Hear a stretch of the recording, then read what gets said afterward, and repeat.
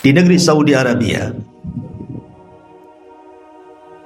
ketika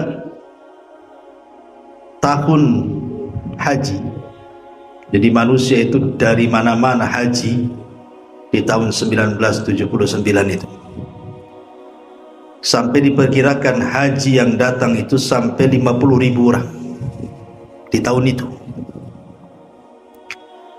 Datang 200 jemaah, entah datang dari mana, membawa peti ke dalam Masjidil Haram. Isi peti itu semua senjata. Dan anehnya dia berhasil tuh masuk tuh, membawa 200.000 orang, membawa peti isinya semua senjata. Tiba-tiba ketika itu sedang sholat subuh. Jadi jemaah haji ini sedang sholat subuh. Tiba-tiba ada orang yang bernama Juhaiman Al-Atyubi. Makanya fitnahnya disebut fitnah Juhaiman. Ada orang namanya Juhaiman Al-Atyubi. Tiba-tiba mendorong imam sholat di Masjidil Haram. Dia sambar mic-nya, langsung berceramah. Isi ceramahnya menjelaskan tentang kezaliman, kerusakan dan kemaksiatan di mana-mana. Sampai dia bicara soal kemunculan Imam Mahdi. Ketika kemudian dia bicara panjang lebar soal Imam Mahdi, tiba-tiba dia mengatakan bahwa Imam Mahdi yang ditunggu-tunggu sudah ada di Masjidil Haram. Maka berdirilah seseorang yang bernama Muhammad ibn Abdullah Al-Qahtani. Muhammad ibn Abdullah Al-Qahtani. Kata Juhaiman Al-Atyubi, inilah Al-Mahdi yang dijanjikan Nabi SAW kedatangannya di akhir zaman, yang akan membawa keadilan. Bayangkan, orang lagi sholat subuh, sebagian jemaah haji ada yang takbir, sebagian jemaah haji ada yang bingung, ada apa ini? Sebagian jemaah haji ada yang ketakutan. Tiba-tiba kemudian setelah berdiri Muhammad ibn Abdullah Al-Qahtani di samping Juhaiman Al-Atyubi ini, kemudian Juhaiman meminta kepada seluruh jemaah haji yang ada di Masjidil Haram untuk membaiat Muhammad ibn Abdullah Al-Qahtani. Tiba-tiba 200 jemaah yang dibawa dia datang membawa peti, yang saya katakan tadi isinya semua senjata. Langsung senjata itu diambil, kemudian ditodongkan kepada jemaah haji. Sebagiannya naik ke menara-menara Masjidil Haram. Kemudian Juhaiman Al-Atyubi memaksa jemaah haji yang ada di Masjidil Haram untuk membaiat Muhammad ibn Abdullah Al-Qahtani. Gimana ketakutan? Senjata ditodongkan. Kemudian 200 pasukan disebar berada di menara-menara. Lah kekacauan dalam Masjidil Haram ini terdengar sampai kerajaan Saudi. Maka kerajaan Saudi mengutus polisi untuk mengecek ada apa keributan yang ada di Masjidil Haram itu. Baru saja polisi datang dengan mobilnya, turun dari mobil ditembaki, mati semua polisinya. Akhirnya kemudian jemaah haji makin tegang tuh, karena sudah terdengar letupan-letupan senjata. Akhirnya kemudian kerajaan Saudi mulai bertindak, mengumpulkan para ulama, minta fatwa, karena kejadiannya di haram. Sementara di haram itu tidak boleh ada pertumpahan darah. Gimana ini masalahnya? Ada teroris. Akhirnya kemudian Lajnah Daimah, Hay'ah Kibarul Ulama memberikan fatwa boleh menyerbu balik, menangkap semua teroris yang masuk ke dalam Masjidil Haram. Akhirnya kemudian dikerahkan pasukan para tentara-tentara, ada yang pakai helikopter, bawa tank, pokoknya dikepung Masjidil Haram itu. Kemudian sebagian mereka menggali lubang supaya bisa masuk ke Masjidil Haram. Maka terjadi peperangan sengit. Bayangkan, bukan sehari 2 hari, 2 minggu peristiwa itu. Apakah ketakutan jemaah haji itu? Mereka nggak bisa keluar. Keluar ditembak. Tetapi dengan kepiawaian tentara Saudi, mereka terus menyerbu para teroris ini sampai akhirnya mereka terdesak masuk ke bawah Masjidil Haram, ke lorong-lorong. Disitulah kemudian para tentara melempar gas-gas air mata, sampai akhirnya kemudian pasukan Juhaiman al-Atyubi terdesak. Sebagian mereka ada yang mati, sebagian mereka ada yang lemas karena kelaparan 2 minggu gak makan, bersembunyi di lorong-lorong bawah Masjidil Haram itu. Akhirnya kerajaan Saudi berhasil menangkap sisa-sisa pasukan dari 200 pasukan itu. Berhasil ditangkap dalam 2 minggu kejadiannya. Kemudian kerajaan Saudi pun akhirnya mengeksekusi mati semuanya. Lihat, ini kejadian baru tahun 1979. Banyak yang mati jemaah haji di situ, banyak yang terluka. Akibat apa? Akibat mengaku Al-Mahdi, padahal Nabi Al-Mahdi palsu. Ya, ini terjadi di Saudi. Bayangkan loh, di negeri tauhid terjadi seperti ini. Pengklaman bahwa Muhammad ibn Abdillah al-Qahtani ini adalah Al-Mahdi, padahal dia adalah settingan dari Juhaiman al-Atyubi yang dulunya bekas tentara Saudi, kemudian keluar bergabung dengan pihak oposisi yang selalu menjelek-jelekan Saudi Arabia, kemudian membuat isu dan mengkader Muhammad ibn Abdillah al-Qahtani supaya mau dianggap menjadi Al-Mahdi.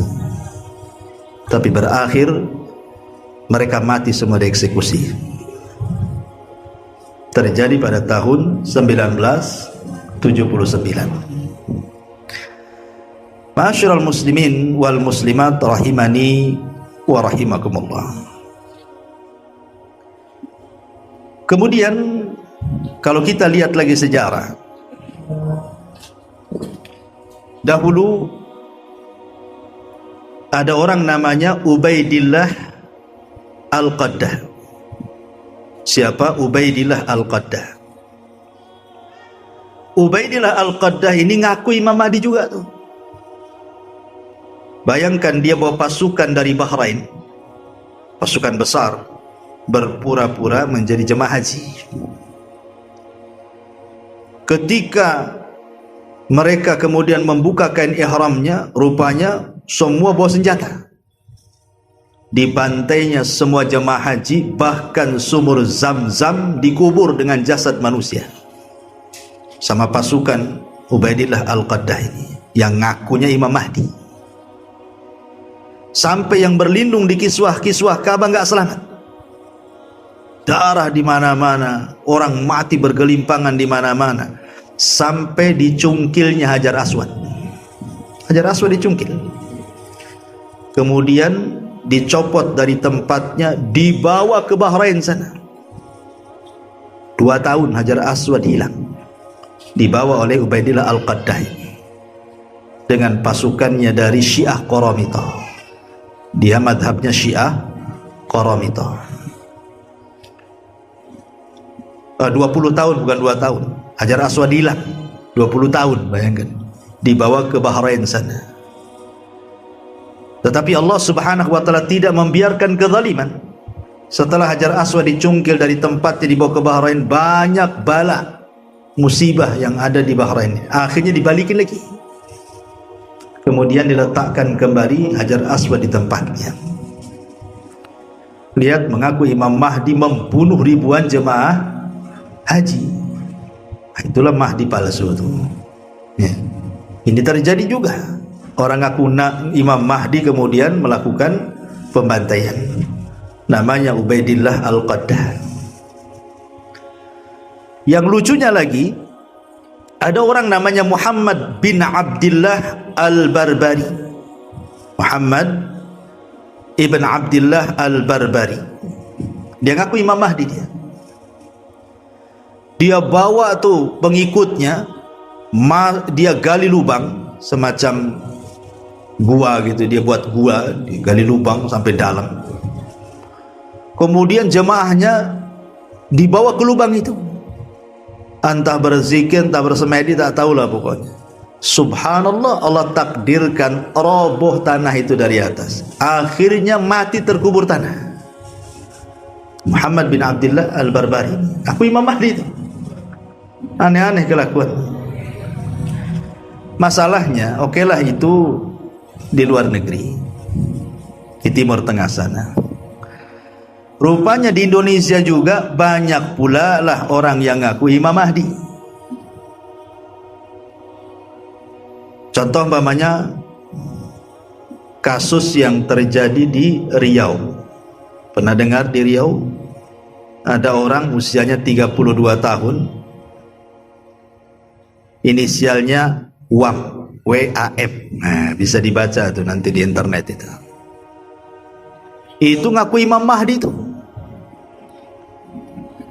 Rupanya ditangkap polisi. Bayangkan, polisi Indonesia loh bisa nangkap Imam Mahdi. Ya. Rupanya si WAM ini yang ngaku Imam Mahdi di Riau ini, istrinya 7. Oh, jadi dia itu ingin banyak istri dengan ngaku Imam Mahdi. Antum kalau pengen banyak istri ngaku Imam Mahdi aja. Itu ya. Kayak si WAM ini, orang Riau, bayangkan. Ini istrinya 7, ngaku Imam Mahdi, kemudian ditangkap oleh Polda. Imam Mahdi ditangkap polisi. Ini terjadi di Riau. Kemudian juga di Aceh. Di Aceh juga tahun 2022 baru malah. Ya, juga dihebohkan dengan seorang yang mengaku Imam Mahdi. Subhanallah. Dia membuat pengumuman di pengajian rutinnya itu bahwa dia adalah Imam Mahdi. Lagi-lagi ditangkap, kemudian diinterogasi. Kemudian di Serang. Di Serang ada juga orang ngaku Imam Mahdi. Namanya Muhammad Latif. Itu juga heboh juga dia ngaku Imam Mahdi itu. Bahkan di Depok juga ada tahun 2019 itu. Buat undangan lagi di hotel. Siapa yang ingin berjumpa dengan Imam Mahdi datang katanya. Berbaiat. Lucu-lucu Indonesia ini. Bahkan yang lebih parah lagi, ada pula lah perempuan itu ngaku Imam Mahdi. Dia buat video di media, tapi orangnya entah berantah di mana. Dicari-cari gitu, aja ketemu juga. Rupanya perempuan pula dia ngaku Imam Mahdi. Padahal Imam Mahdi itu laki-laki, kenapa jadi perempuan? Jangan LGBT kan itu. Lah, dari sekian fenomena di negeri kita ini atau di negeri Malaysia, banyak juga orang-orang yang ngaku Imam Mahdi. Kenapa mesti Imam Mahdi? Kenapa enggak yang lain saja gitu ya? Karena memang isu-isu mengaku Imam Mahdi di akhir zaman itu, itulah dagangan yang laris.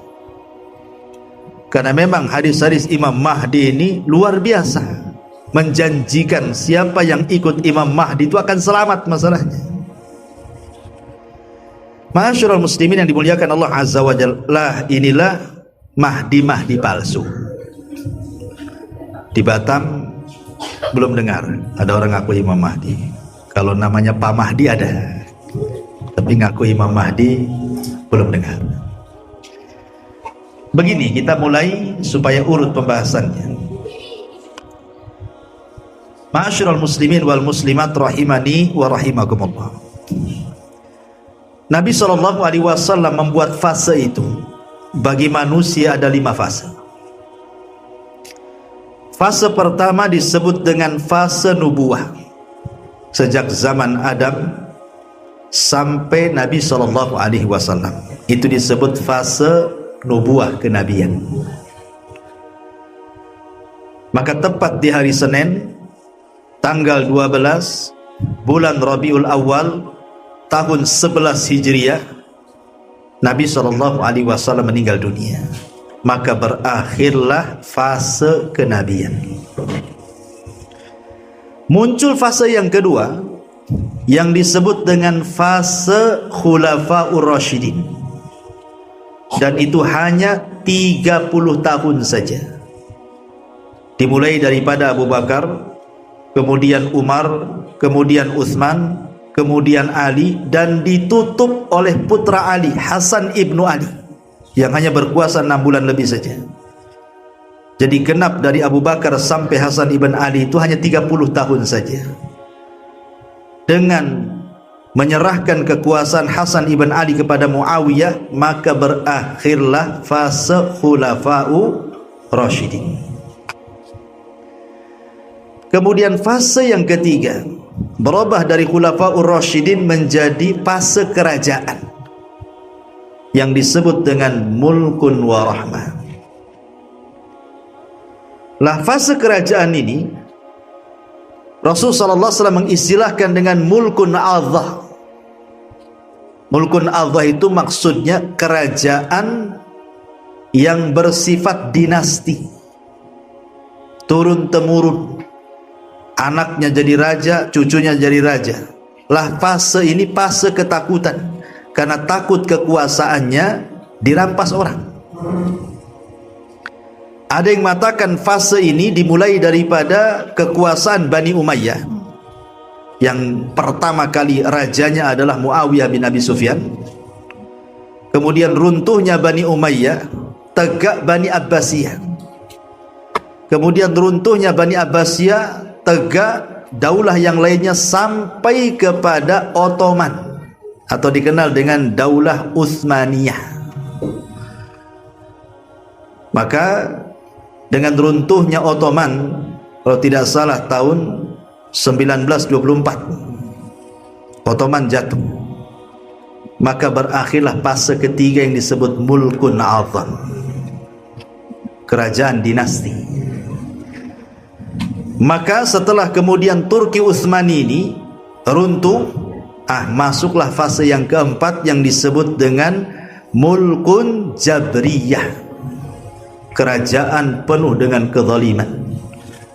Kerajaan, kalau sebelumnya kan diktator, tetapi kalau mulkun jabriyah ini kerajaan penuh dengan kezaliman, kemaksiatan menyebar di mana-mana.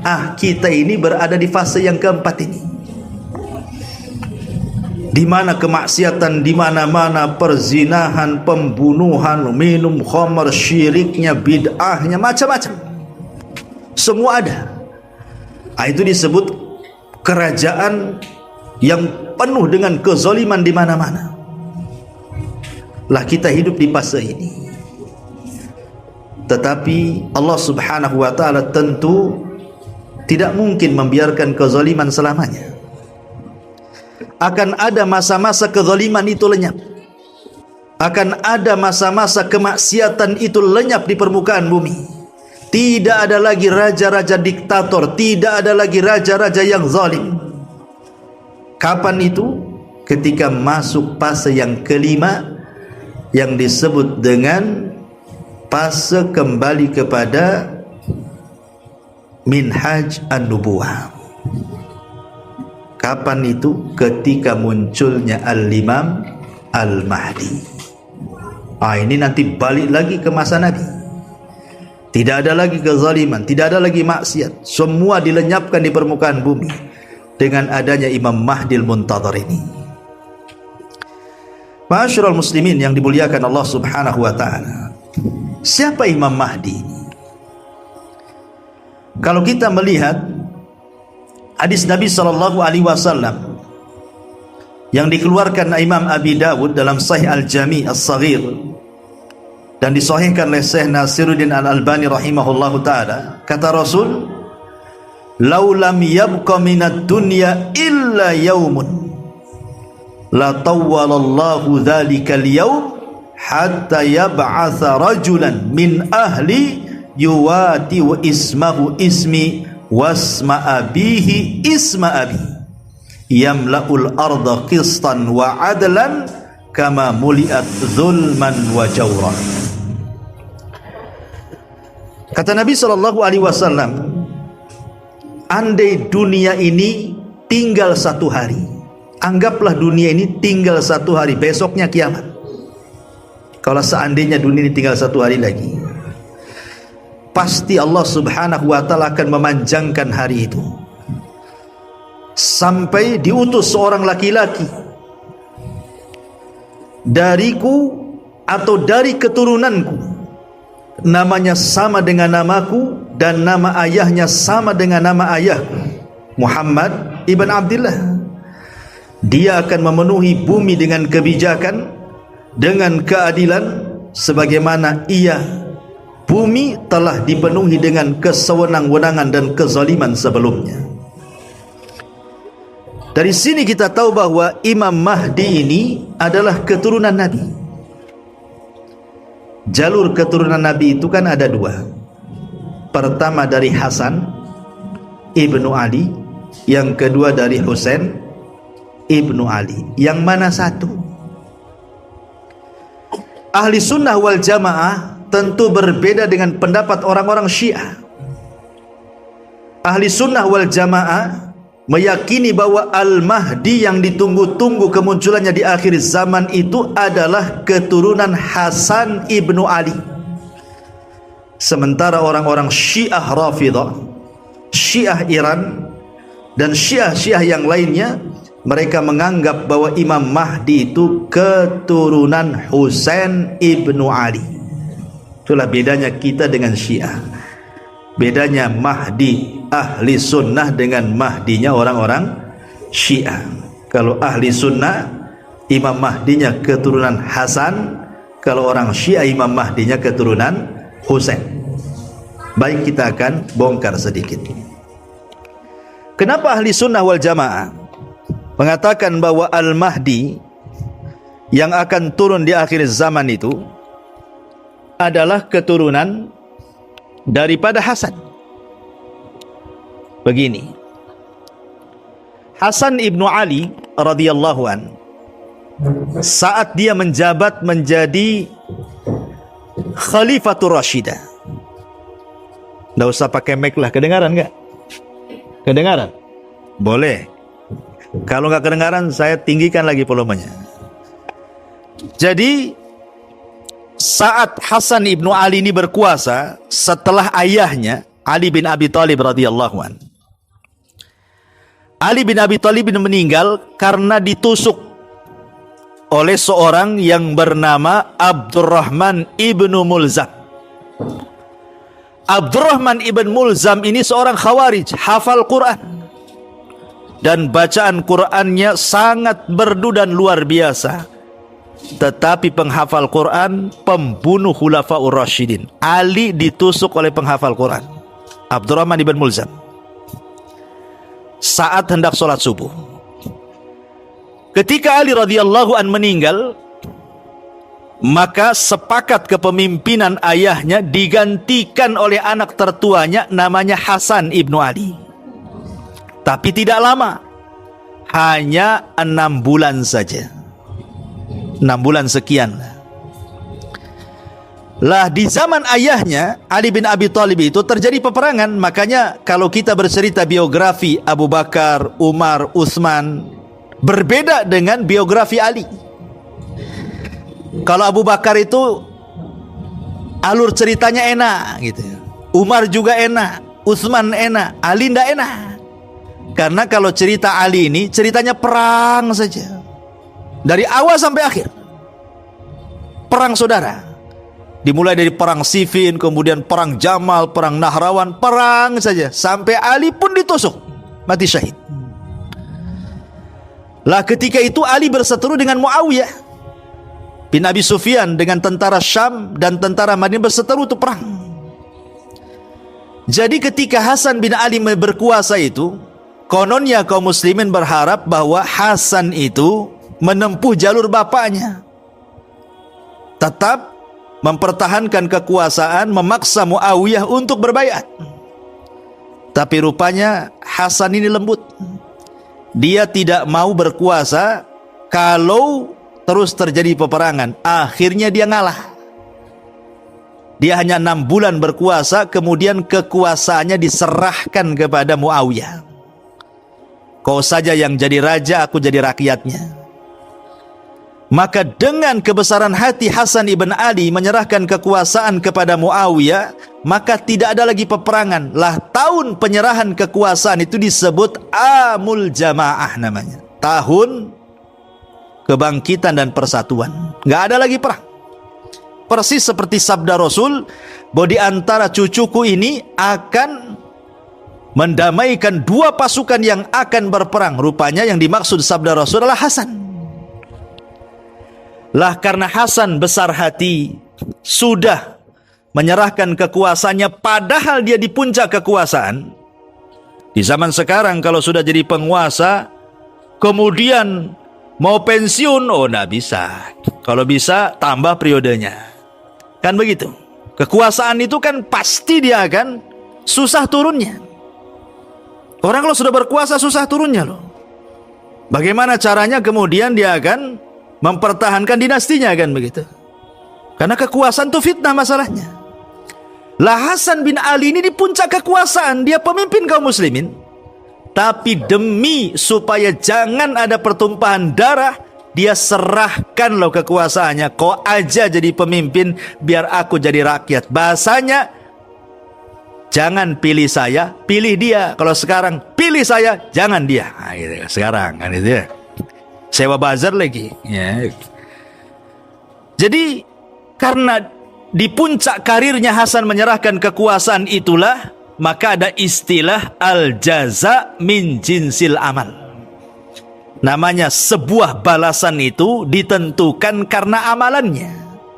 Karena Hasan sudah menyerahkan kekuasaannya kepada Muawiyah, nanti Allah akan balas. Nanti di akhir zaman anak turunnya Hasan ini kelak akan memegang kekuasaan. Ya sekarang kakek buyutnya menyerahkan kepada Muawiyah, tapi nanti cucunya kekuasaan akan balik lagi ke keluarga Hasan. Disitulah muncul seorang laki-laki namanya Muhammad ibn Abdullah al-Hasani al-Alawi al-Mahdil Muntadhar. Inilah alasan kenapa ahli sunnah mengatakan bahwa Imam Mahdi itu keturunan Hasan. Adapun versinya orang Syiah berbeda. Oh bukan, Imam Mahdi bukan turunan Hasan, tapi turunan Husain. Ya. Karena orang Syiah itu menganggap, di antara keyakinan mereka itu, mereka meyakini di antara turunan Ali dari jalur Husain itu ada 12 imam yang perkataannya sama dengan Nabi Maksum.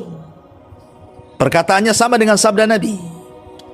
Lah imam 12 yang diagungkan orang Syiah itu ditutup ke-12-nya namanya Muhammad Hasan al-Ashkari. Muhammad Hasan al-Ashkari inilah yang diklaim orang-orang Syiah sebagai Imam Mahdi yang akan muncul di akhir zaman. Konon waktu bayi, Muhammad Hasan al-Ash'ari ini karena takut dibunuh, akhirnya disembunyikan di sebuah gua di Irak. Nama guanya Sirdab. Disitulah bayi mungil Muhammad Hasan al-Ash'ari disembunyikan, kemudian ditutup guanya. Kemudian mereka meyakini bahwa bayi itu akan dirawat malaikat. Dan kelak di akhir zaman bayi itu akan tumbuh dewasa dan akan keluar dari gua dan akan menjadi Al-Mahdi. Makanya hari ini orang-orang Syiah banyak berziarah ke Sirdab, kemudian menggedor-gedor pintu gua Sirdab, kemudian mengatakan ukhruj ya Mahdi, ukhruj ya Mahdi, keluar wahai Mahdi, keluar wahai Mahdi. Dan di situ ada lubang kecil yang bisa diteropong. Ya nggak akan keluar, Imam Mahdi aja nggak ada. Itu kan mitosnya orang-orang Syiah saja. Ya. Mereka mengklaim bahwa Syiah itu mengklaim Imam Mahdi itu adalah Muhammad Hasan Al-Ashqari yang konon sembunyi di Sirdab, di gua di Irak sana. Nah, ini angan-angan mereka. Pertama, namanya saja sudah Muhammad ibn Hasan. Sementara Rasul mengatakan Imam Mahdi itu namanya sama dengan namaku dan nama bapaknya sama dengan nama bapakku, artinya Muhammad ibn Abdullah. Kenapa jadi Muhammad ibn Hasan Al-Ashqari? Ya kan? Dari segi nama saja sudah berbeda, apalagi dibumbui dengan cerita-cerita khurafat. Dari sini kita tahu Imam Mahdi ahli sunnah keturunan Hasan ibnu Ali. Makanya disebut Muhammad ibn Abdullah Al-Hasani karena keturunan Hasan, Al-Alawi karena keturunan Ali, Al-Mahdi yang diberikan petunjuk, Al-Muntadhar yang ditunggu-tunggu kedatangannya. Ya. Ma'asyiral muslimin wal muslimat rahimani wa rahimakumullah. Bicara lebih lanjut kisah Imam Mahdi ini, ada sebuah hadis. Kata Nabi SAW, dahulu di zaman Nabi ada seorang sahabat namanya Ibnu Hawala. Ada seorang sahabat namanya Ibnu Hawala. Ibnu Hawala ini dia kalah perang, sehingga raut mukanya sedih menghadap Nabi SAW karena kekalahan perang. Kemudian Nabi SAW langsung memegang rambutnya, kepalanya Ibnu Hawala itu. Kemudian kata Nabi SAW, ya Ibnu Hawala, idza ra'aital khilafata qad nazalatil ardal muqaddasata faqad danatiz zalazil wal balaya wal umurul idham was sa'atu yawma idin aqrab minan nas min yadi hadihi min ra'sik. Kata Rasul, wahai Ibnu Hawala, kalau engkau sudah melihat kekhilafahan muncul di negeri yang disucikan Baitul Maqdis di Palestina sana, maka sudah akan dekat banyaknya gempa, banyaknya musibah, banyaknya perkara-perkara besar, dan ketika itu kiamat lebih dekat dari manusia daripada tanganku di atas kepalamu ini. Artinya nanti di akhir zaman pusat kekuasaan kaum muslimin berada di mana? Di Palestina, di Baitul Maqdis. Makanya Nabi SAW menguatkan hadis ini dengan hadis Imranu Baitul Maqdis kharabu Yathrib. Ketika Baitul Maqdis menjadi kekuatan kaum muslimin, maka robohlah kota Madinah. Bukan roboh kota Madinah maksudnya hancur, tidak, anda. Dan sekarang Madinah masih bagus ekonominya, orang-orang baik pun banyak di sana. Ya, karena ada orang yang memprediksi ini Imam Mahdi keluar 2024 katanya. Enggak, masih lama, ya, karena tanda-tandanya juga masih belum banyak muncul kemunculan Al-Mahdi ini. Prediksi-prediksi boleh, tetapi jangan sampai memastikan. Tidak boleh memastikan sesuatu perkara gaib itu, karena tidak ada yang tahu kecuali Allah masalahnya. Jangan sok memastikan nih tahun ini akan keluar Al-Mahdi. Ini nakuti orang namanya. Anda bukan sedang berdakwah, sedang nakut-nakuti orang. Ya. Kita yakin Imam Mahdi ada, kapan munculnya wallahu alam. Tunggu sajalah kan begitu. Ya. Lah kata Nabi SAW, nanti tuh kalau Madinah roboh, kemudian Baitul Maqdis menjadi pusat kekuasaan kaum muslimin, apa kata Nabi SAW? Wa kharabu Yathrib khurujul malhama. Ketika Madinah roboh, disinilah akan terjadi perang maha dahsyat yang disebut dengan Armageddon, atau bahasa hadis Malhamatul Kubra namanya. Apa Malhamatul Kubra itu? Malhama itu diambil dari lahmun, artinya daging. Kubra itu besar. Kenapa perangnya disebut perang daging gitu ya? Karena nanti di akhir zaman itu ada sebagian para ulama berpendapat nanti senjata-senjata teknologi itu sudah nggak akan berlaku tuh. Mobil saja kalau nggak ada petrol, nggak ada bensin, nggak ada pertamax, nggak akan jalan. Coba saja mogok di jalan habis bensin, Lah ketika kemudian bahan-bahan bakar itu sudah mengering di bumi, untuk apa itu pesawat itu? Udah nggak bisa terbang lagi. Ya. Makanya kata sebagian ulama, nanti di akhir zaman tuh perang itu akan kembali kepada tempo baheula. Tempo dulu, ya pakai tombak, pakai pedang, bawa kuda, pakai panah gitu ya, bawa golo, ya, pokoknya balik lagi. Berhadap-hadapan, sehingga saking serunya perang itu, saling sabat menyabat, sehingga daging itu berhambur-hambur. Makanya disebut perangnya perang daging besar. Dalam bahasa Arab disebut Malhamatul Kubro. Orang Yahudi menyebutnya Armageddon. Ya. Lah kok bisa terjadi perang ini? Kenapa? Ma'asyiral muslimin yang dimuliakan Allah Azza wa Jalla. Jadi Allah Subhanahu wa taala membangkitkan begini ya, sebelum saya jelaskan lebih lanjut soal perang ini.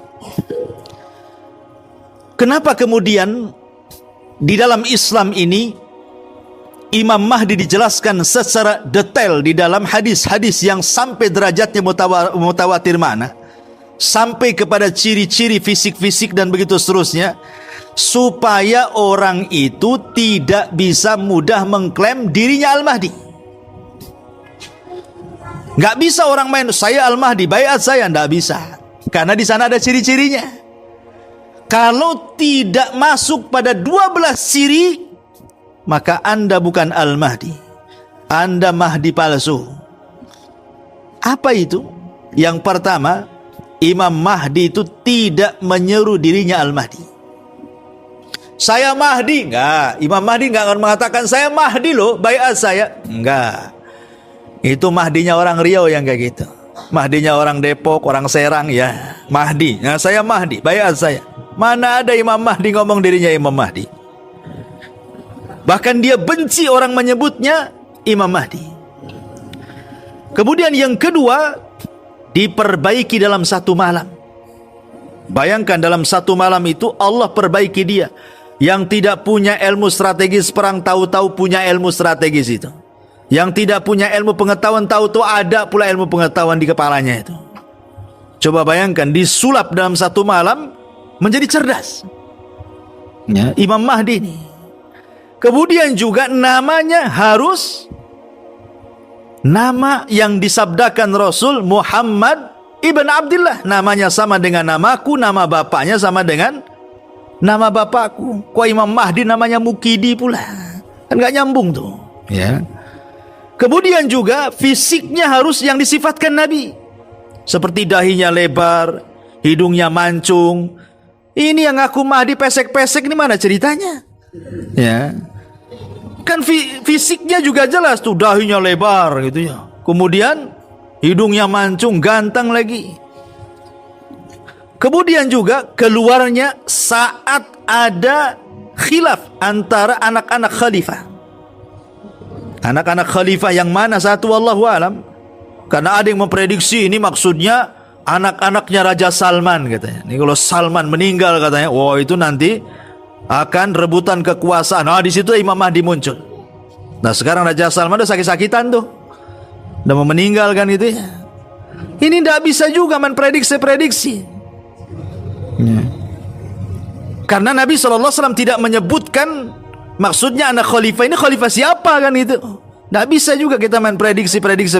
Nanti kalau pas Raja Salman meninggal tak ada pula Imam Mahdi, meleset lagi prediksinya. Apa gak malu? Nanti buat prediksi lagi. Sampai kapan tuh main prediksi-prediksi gitu? Perkara gaib lo gak bisa diprediksi. Perkara gaib itu cukup diimani, selesai. Alladzina yu'minuna bil ghaib. Itu ciri-ciri orang bertakwa. Ya. Kemudian juga dibaiat di antara makam Ibrahim, di antara dua makam Hajar Aswad dan makam Ibrahim. Bukan dibaiat di Medan. Ya. Karena ada Imam Mahdi orang Medan juga tuh, dibaiat di Medan. Ya. Kemudian juga orangnya harus baik, harus soleh, harus betul-betul mengikuti Al-Quran dan Sunnah Nabi SAW. Karena dia turunan Nabi dan membawa minhajun nubuwah, membawa manhaj kenabian, betul-betul mengikuti Al-Quran dan Sunnah Nabi SAW. Dan inilah ciri-ciri yang paling jelas. Ini nih, ciri-ciri yang paling jelas adalah terjadi gempa di Baidah. Jadi ketika Imam Mahdi dibaiat di antara dua makam itu, dua rukun, Hajar Aswad dan makam Ibrahim, ya, maka pembaiatan Imam Mahdi ini terdengar sampai Syam. Tiba-tiba ada orang-orang yang tidak setuju orang Syam ini, bawa pasukan besar dari Syam menuju Mekah ingin membunuh Imam Mahdi yang baru saja dibaiat. Entah siapa pasukan dari Syam, apakah orang Syiah, wallahu alam. Yang jelas ada pasukan yang tidak setuju dengan pembaiatan itu. Ketika sampai di antara Mekah dan Madinah namanya Baidah, pasukan ini digempakan Allah sehingga terperosok masuk ke bumi. Masalahnya, yang masuk ke bumi, yang mati terperosok itu bukan pasukan itu saja, orang yang lalu lalang pun ikut masuk kena gempa. Sampai Aisyah radhiyallahu anha ummul mukminin bertanya kepada Rasul, Rasul, kalau pasukan yang membunuh Imam Mahdi terperosok ke tanah ya biarin saja. Lah orang yang lalu lalang, orang yang mau kerja, mau dagang kok ikut kena gempa, ini cemana ceritanya? Maka Rasul mengatakan, yub'atsuna yaumal qiyamati ala niyatihim. Mereka akan dibangkitkan pada hari kiamat sesuai dengan niat-niat mereka. Maka ciri yang paling jelas kalau orang mengaku Imam Mahdi, harus ada gempa di Baidah yang menghancurkan pasukan yang akan membunuh Al-Mahdi. Kalau itu tidak terjadi, tiba-tiba ngaku Imam Mahdi, wah, Imam Mahdi kaleng-kaleng itu, ya. Imam Mahdi nggak jelas. Karena ini tanda yang paling jelas kalau terjadi gempa di Baidah itu. Kemudian datangnya Imam Mahdi saat manusia banyak kerusakannya, banyak kezalimannya, dia datang untuk memperbaiki. Kemudian juga Irak dan Syam dikepung oleh orang-orang kafir dari arah manapun, termasuk kedatangannya menyuburkan bumi, berbeda dengan kedatangan Dajjal justru merusak bumi. Ini ciri-ciri ini kalau ada berarti muncul Imam Mahdi di situ. Kalau nggak ada tiba-tiba ngaku Imam Mahdi, dustakan tuh pengakuannya itu. Itu bukan Imam Mahdi, itu orang gila tuh. Ya. Taib, masyarul muslimin yang dimuliakan Allah Azza wa Jalla, kembali kepada kisah Malhamah tadi. Lah setelah Imam Mahdi dibaiat kemudian diikuti manusia, akhirnya kemudian hijrah dari Mekah ke Madinah, dari Madinah kemudian sampai ke Palestina, maka dia pun membuat kerajaan di sana. Pasukan dari mana-mana negeri akan berpusat di situ. Ada yang mengatakan bahwa disinilah awal terjadi peperangan. Jadi nanti kaum muslimin dipimpin oleh Al-Mahdi ini, mereka akan bergabung. Sebelumnya tentara kaum muslimin akan bergabung dengan tentara Nasrani memerangi kaum yang di luar mereka. Jadi nanti akan gabung tuh, Islam dengan Nasrani itu akan jadi satu. Kemudian akan memerangi musuh di luar mereka dan menang. Tapi masalahnya orang Nasrani mengklaim kemenangan itu kemenangan mereka. Akhirnya orang Islam marah dan mengatakan ini kemenangan Allah, bukan kemenangan kalian. Maka disitulah akhirnya orang Nasrani keluar dari perjanjian. Lah terjadilah disinilah perang antara Muslim dengan Nasrani yang disebut dengan perang salib, Malhamatul Kubra. Jumlah tentara Romawi Nasrani jauh lebih banyak di antara jumlah tentara kaum muslimin. Subhanallah, perang besar ini sampai-sampai Rasul mengistilahkan la yusma, tidak pernah didengar dahsyatnya. Kita pernah mendengar perang dunia pertama, bagaimana dahsyatnya, perang dunia kedua, bagaimana dahsyatnya. Ini perang yang akan datang ini, kata Rasul, la yusma, tidak pernah didengar. Saking dahsyatnya. Lebih dahsyat daripada perang dunia pertama, kedua. Sampai burung tuh berjatuhan tuh dan mati. Saking dahsyatnya perang itu. Dan perang ini tidak lama, hanya 4 hari. Bayangkan, perang ini hanya 4 hari. Jadi ketika pasukan kaum muslimin mempersiapkan sebagian pasukannya, kemudian Romawi juga mempersiapkan pasukannya, kemudian mereka berperang dari pagi sampai malam. Tidak ada yang selamat kecuali mati semua, baik dari pasukan kaum muslimin ataupun pasukan Nasrani. Kemudian hari kedua pasukan kaum muslimin bergerak lagi, dibentuk lagi pasukan Nasrani juga sama. Perang dari pagi sampai malam, semua mati. Kemudian hari ketiga juga sama. Sampai ketika hari keempat, datang tentara dari kota Madinah. Dan itulah sebaik-baik tentara, barulah kaum muslimin berhasil mengalahkan orang-orang Romawi. Bayangkan kaum muslimin nanti akan sampai ke Eropa sana, menguasai Eropa. Di mana Amerika, wallahu a'lam. Karena tidak dalam hadis yang disebutkan Eropa saja. Mungkin Amerika sudah nggak ada lah mungkin gitu ya. Di akhir zaman ya. Karena hadisnya mereka akan kumpul di Eropa. Apalagi tentaranya orang-orang Nasrani ini terbentang dari Turki, Antokia, sampai ke Suriah. Ya, bayangkan, Turki ke Suriah, itulah pusat kekuasaan Nasrani itu. Banyaknya itu benteng mereka. Ya, Suriah ke Turki. Sementara tentara kaum muslim itu di Ghuto. Ghuto itu di mana? Di Damaskus. Ya, jadi bentengnya kaum muslimin di Damaskus. Adapun bentengnya orang-orang Nasrani terbentang dari Suriah sampai ke Turki, Antokia sana. Saking banyaknya orang-orang Nasrani. Tetapi sekali lagi, banyaknya jumlah bukan berarti dalil kemenangan, tidak. Tetap kaum muslimin menang. Masalahnya, di awal peperangan kaum muslimin ini kan terbagi menjadi tiga. Sepertiga pasukan ketakutan. Sehingga mereka tunggang langgang, sebagian mereka bergabung dengan tentara Nasrani. Kata Rasul, la yatubullahu alaihim, mereka tidak akan diterima tobatnya. Kemudian yang sepertiga pasukannya lagi, itulah yang berperang habis-habisan sampai semua gugur dan mati syahid. Kata Rasul, hum khairu syuhada alal ardi, mereka lah sebaik-baik orang yang mati syahid di bumi kala itu. Baru sepertiganya lagi, mereka lah yang perang dan memenangkan peperangan Malhamatul Kubra ini. Dipimpin oleh siapa? Al-Mahdil Muntadhar. Lah baru setelah perang inilah muncul Dajjal. Ya, setelah, ya tentu masih panjang sebenarnya peperangannya. Kaum muslimin menguasai Konstantinopel, satu daerah yang sebagian di daratan, sebagian di lautan, kata Rasul. Konstantinopel itu, ya kalau sekarang Konstantin kan masih dikuasai kaum muslimin kan itu ya. Di Turki sana kan, masih di Erdogan lah kan. Ya di akhir zaman justru itu pusatnya orang-orang Nasrani itu. Nanti di akhir zaman. Tapi nanti Konstantin itu akan direbut lagi. Tidak dengan pedang, tidak dengan panah, tidak dengan tombak. Cukup dengan la ilaha illallah, roboh kota itu. Subhanallah. Ya.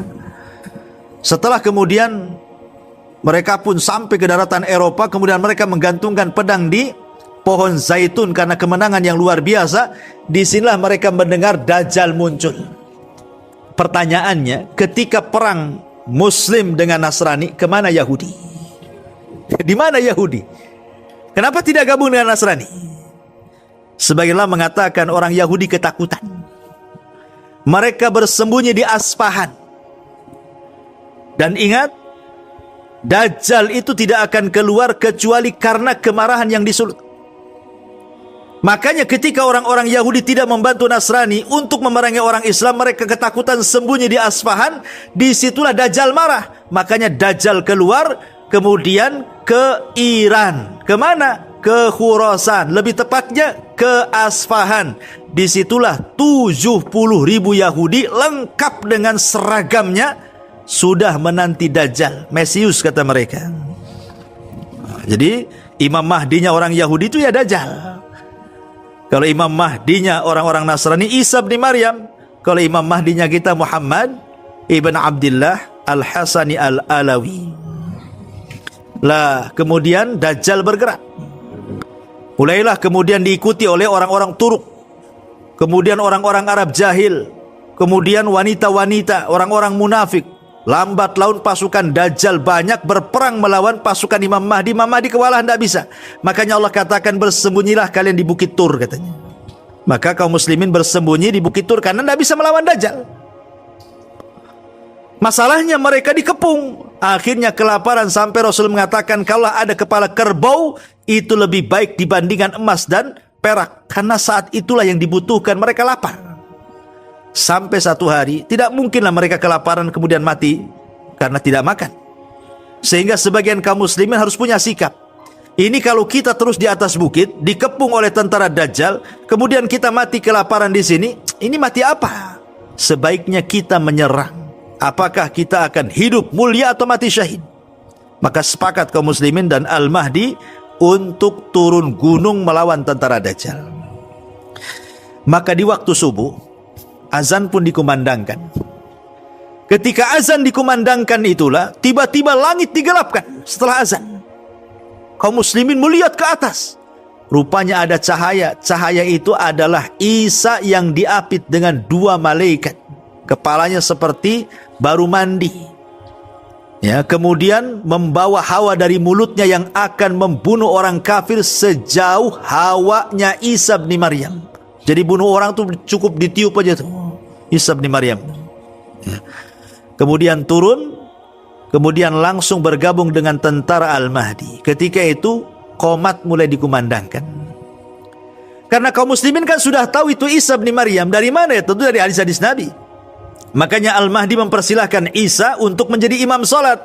Tapi Isa menolak dan mengatakan setiap kaum ada amirnya, kau saja.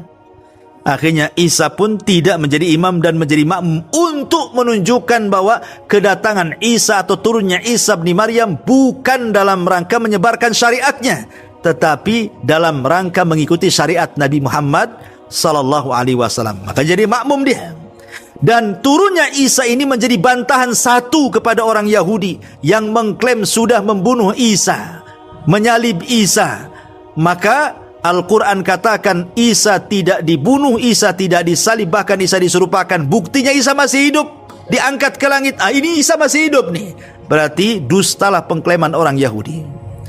Yang kedua, membantah orang Nasrani yang menuhankan Isa. Isa itu satu di antara 3 Tuhan. Isa itu anak Tuhan. Isa itu Tuhan itu sendiri. Buktinya Isa sholat di belakang Imam Mahdi. Masa Tuhan jadi makmum? Ya, Tuhan itu yang disembah, bukan jadi makmum. Itu juga bantahan kepada orang-orang Nasrani dan bantahan kepada orang-orang yang mengingkari kedatangannya. Lah, baru setelah itu Isa sholat subuh bersama kaum muslimin dipimpin Imam Mahdi. Setelah sholat itulah Isa membariskan semua pasukan. Setelah membariskan semua pasukan, maka Isa mengusap satu persatu pasukan itu. Kemudian menyebutkan derajat mereka di sorga. Kata ulama, berbahagialah orang-orang yang diusap mukanya oleh Isa bin Maryam, karena Isa tidak mengatakan kalian masuk sorga, tapi Isa menyebutkan tingkatan mereka di sorga. Kalau sudah menyebutkan tingkatan, ya sudah jelas-jelas masuk sorga lah, gitu. Ya, makanya tidak ada manusia yang paling bahagia melebihi orang-orang yang diusap mukanya oleh Isa bin Maryam. Kemudian Isa memberikan 3 pilihan kepada kaum muslimin. Aku berikan kalian 3 pilihan.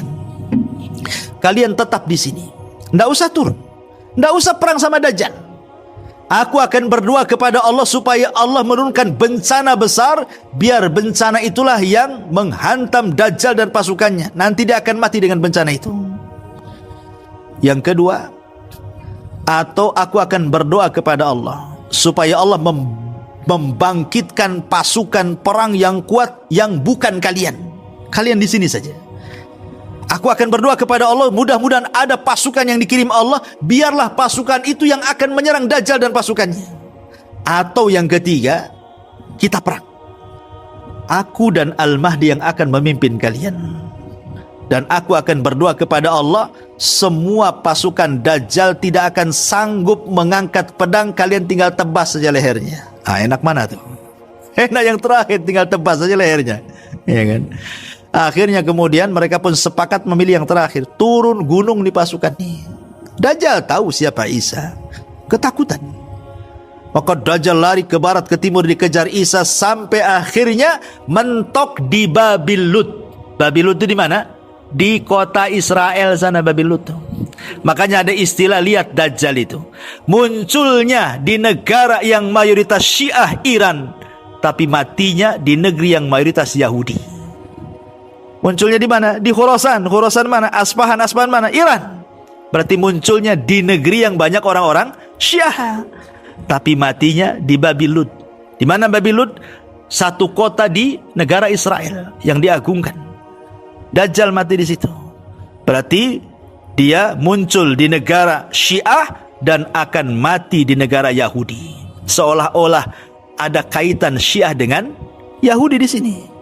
Karena pendiri Syiah itu seorang Yahudi namanya Abdullah ibn Saba, Yahudi Yaman. Ya. Ma'asyiral muslimin yang dimuliakan Allah Subhanahu wa taala. Lah ketika kemudian mereka turun gunung, betul kata Isa. Ketika kemudian Isa berhasil membunuh Dajjal dan memenggal kepalanya, kemudian kepala Dajjal diangkat di ujung tombaknya Isa bin Maryam, diberitahu pasukannya langsung lemas. Ya karena mereka kan menuhankan Dajjal, Tuhannya mati. Tuhan kok mati? Lemeslah akhirnya. Disitulah kaum muslimin akhirnya tinggal nebas saja kepala orang-orang pasukan Dajjal itu. Akhirnya mereka tunggang langgang. Masalahnya mereka tidak bisa sembunyi. Sembunyi di balik pohon-pohon pula bicara, "Hei mukmin, nih kafir belakang saya." Tusuk dia. Disembunyi di batu-batu pula ngomong, "Hei mukmin nih, kafir nih, sembunyi di balik batu nih." Sabet dia. Tidak ada satupun makhluk kecuali memberitahu siapa di belakang mereka, kecuali satu pohon. Namanya pohon Gorkot. Pohon Gorkot inilah pohon yang tidak mau bicara.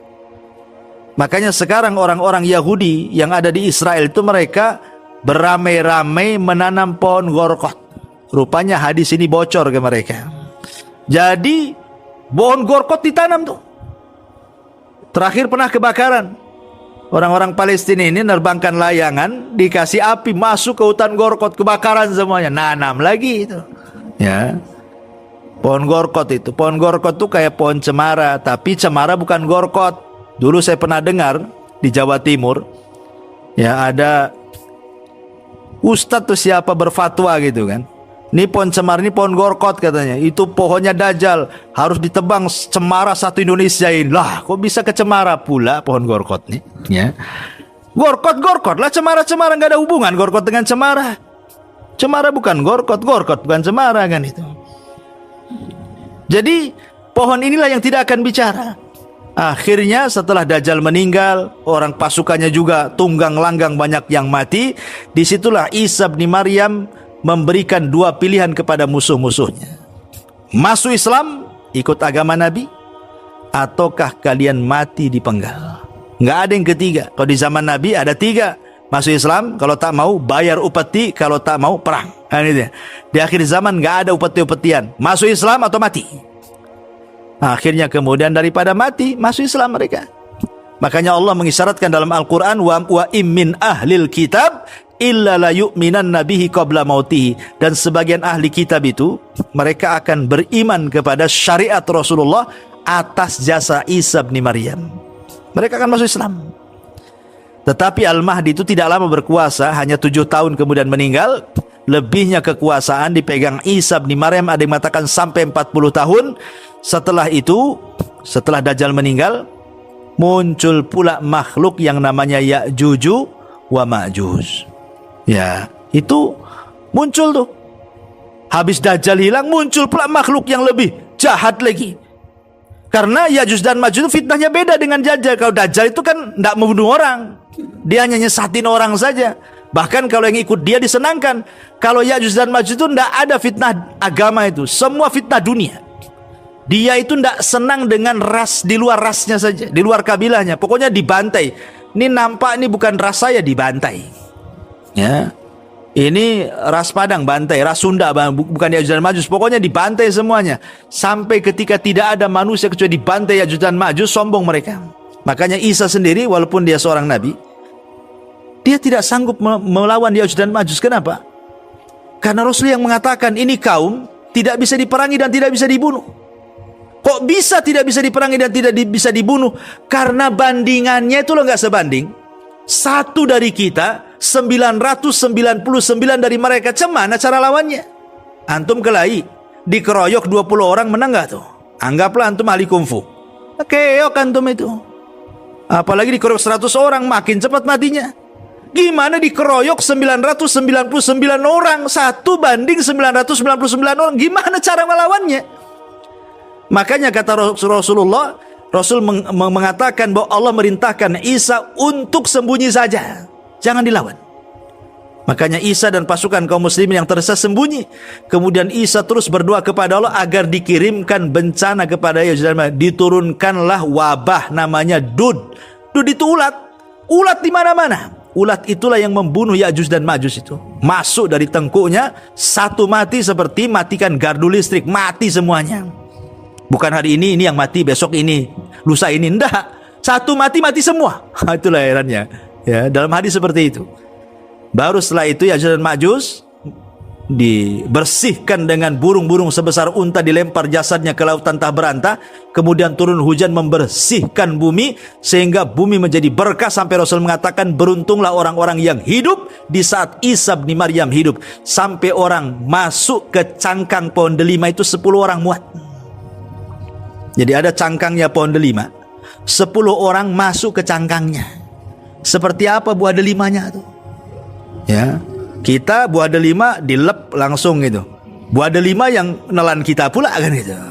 Karena saking gedenya gitu ya. Jadi kembalikan kesuburannya ke zaman awal bumi diciptakan. Tapi Isa kemudian meninggal setelah 40 tahun dia meninggal. Apakah Isa menikah punya anak atau tidak? Wallahu a'lam, masalah khilaf ulama. Tapi yang jelas bahwa dengan meninggalnya Dajjal, kemudian diazabnya Ya'juj dan Ma'juj, kemudian meninggalnya Isa bin Maryam, maka berakhirlah siapa Al-Mahdi.